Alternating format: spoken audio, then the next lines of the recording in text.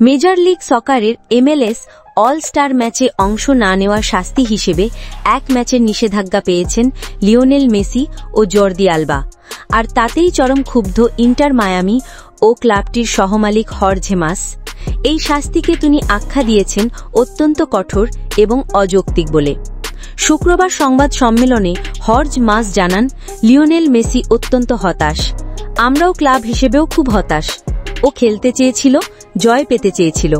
ও এখানে এসেছে খেলতে, জয় আনতে, সার্কাসের পশু হিসেবে নাচতে নয়। এই অলস্টার এক ম্যাচে না খেললে নিষেধাজ্ঞা কেন? MLS এর নিয়ম অনুযায়ী কোনো খেলোয়াড় যদি অল স্টার ম্যাচে অংশ না নেন এবং তার জন্য লিগ কর্তৃপক্ষের অনুমতি না থাকে, তবে পরবর্তী ম্যাচে তিনি মাঠে নামতে পারবেন না।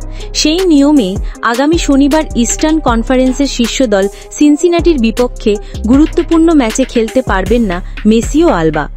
এইদিকে ক্লাব ব্যাখ্যা দিচ্ছে শারীরিক চাপ বেশি, তাই খেলতে পারবেন না। হর্জে মাস জানালেন, এই সিদ্ধান্ত ছিল সম্পূর্ণ ক্লাবের, খেলোয়াড়দের নয়। গত 36 দিনে মায়ামি 9টি ম্যাচ খেলেছে। CONCACAF champions league, MLS, FIFA club বিশ্বকাপ এবং সামনে রয়েছে লিগস কাপ। এই পরিস্থিতিতে অল স্টার ম্যাচে মেসি আলবাকে খেলানো স্বাস্থ্য ঝুঁকি তৈরি করত। আমরা আগেই লিগকে জানিয়ে দিয়েছিলাম যে ওরা খেলবে না। সিদ্ধান্তটা পুরোপুরি আমাদের। ওরা ক্লাবের সিদ্ধান্ত অনুযায়ীই চলেছে।